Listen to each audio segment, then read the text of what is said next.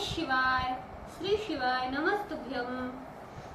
श्री आदिशक्ति पार्वती माताए नमः। श्री विघ्नेश्वराय नमः। श्री लक्ष्मी नारायणे नमः।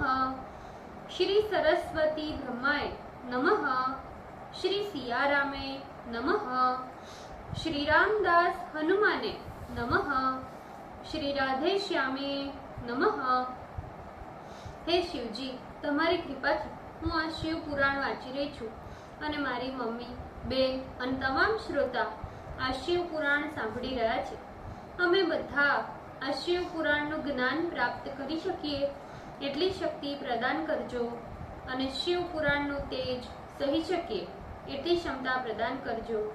હે વિઘ્નેશ્વર ગણપતિ બાપા, તમે શિવ પુરાણના વંચનમાં આવતા તમામ વિઘ્ન હરજો। हे कृष्ण मनोहारिणी राधा जी, हे श्याम सुंदर, हे सिया राम जी, हे रामदास हनुमान जी, तमे शिव पुराण सांभळवा जरूर पधारजो અને મારા હૃદયમાં સ્થાન ગ્રહણ કરજો। ઓમ નમઃ શિવાય। શ્રી શિવાય નમસ્તુભ્યમ। દ્વિતીય સંહિતા તૃતીયો ખંડ अष्टत्रिशोम अध्याय विवाह सामग्री वर्णन, पेज नंबर 601। ब्रह्मा जी बोले, हे नारद, इसके अनंतर हिमालय ने प्रसन्न हो विचित्र प्रकार के उत्सव से अपने नगर को सजाया।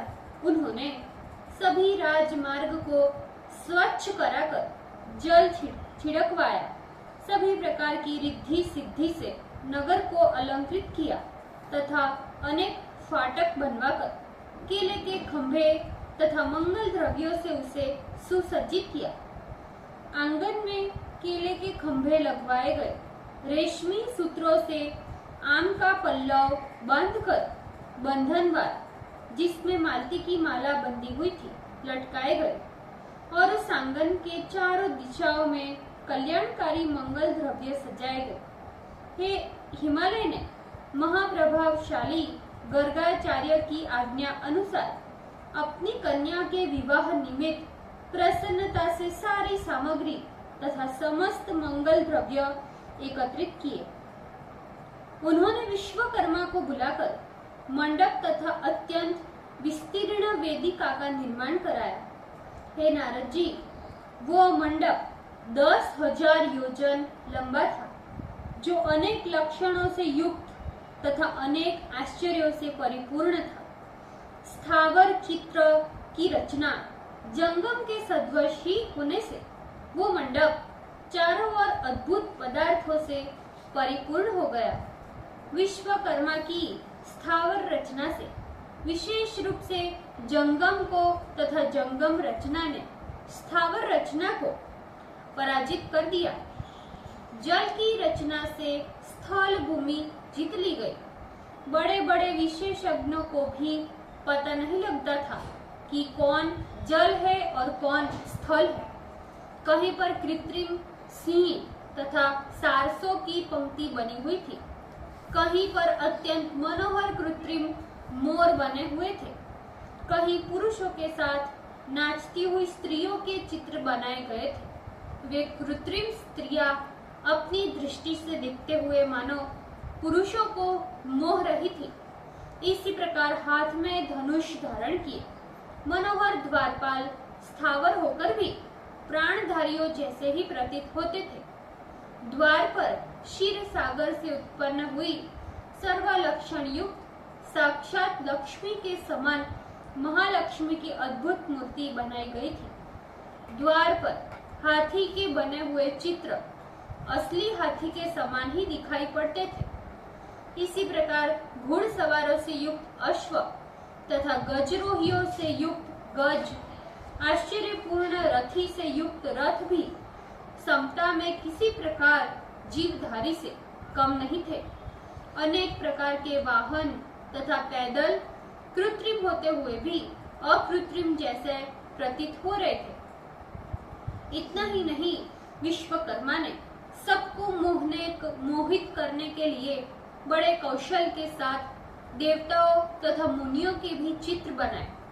महाद्वार पर शुद्ध स्फटिक के समान अत्यंत उज्जवल नंदी का चित्र बनाकर सजाया गया, जो कांति में साक्षात नंदी से किसी भी प्रकार कम नहीं थे। इसके ऊपर महादिव्य रत्न खचित मनोहर पल्लवों तथा चामरों से शोभायमान पुष्पक विमान रचा हुआ था। द्वार के वाम भाग से शुद्ध काश्मीरी रंग के 4 दांत वाले 2-2 हाथी बनाए गए, जो महान कांतिमान युवा तथा 60 वर्ष के थे और एक दूसरे से भिड़े हुए थे। इसी प्रकार सूर्य के समान कांतिमान रक्त वर्ण के 2 घोड़े भी बनाए गए, जो चमरों तथा दिव्य अलंकारों से भूषित थे। इसी प्रकार श्रेष्ठ रत्नों से भूषित लोकपालों का निर्माण कराया गया। विश्वकर्मा ने सभी देवताओं का चित्र इतना सुंदर बनाया, जो किसी भी प्रकार यथार्थ रूप से कम नहीं थे। इसी प्रकार भृगु आदि ऋषियों, मार्तंडे आदि तपस्वियों, गंधर्व किन्नर आदि को तथा कपिल आदि सिद्धों के भी चित्र का निर्माण कराया गया। विष्णु अपने पार्षद गरुड़ आदि के साथ इस प्रकार के चित्र रूप से बनाए गए कि उनके देखने से ही आश्चर्य प्रतीत हो रहा था।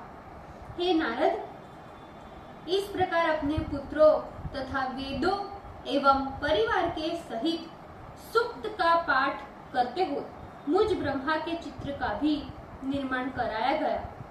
हे नारद, विश्वकर्मा ने ऐरावत पर चढ़े हुए गणों सहित इंद्र की मूर्ति का निर्माण किया, जो पूर्ण चंद्र के समान प्रकाशित हो रही थी।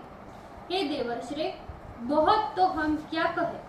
विश्वकर्मा ने हिमालय के कथन अनुसार ही सारी रचना की। इस प्रकार दिव्य रूप से युक्त देवताओं को मोहित करने वाले अनेकों आश्चर्य से परिपूर्ण उस मंडप का निर्माण विश्वकर्मा ने किया।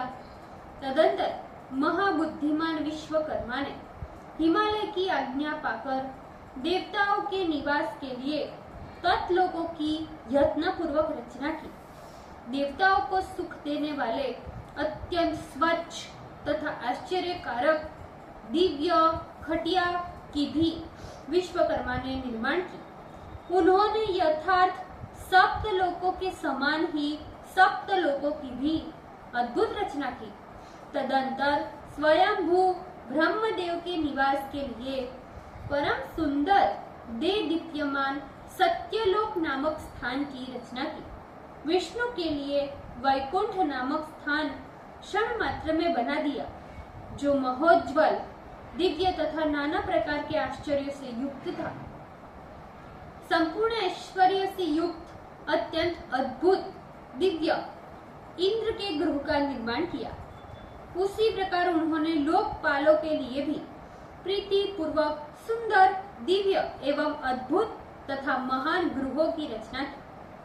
पुनः अन्य देवताओं के निवास के लिए क्रमशः विचित्र गृहों की रचना की।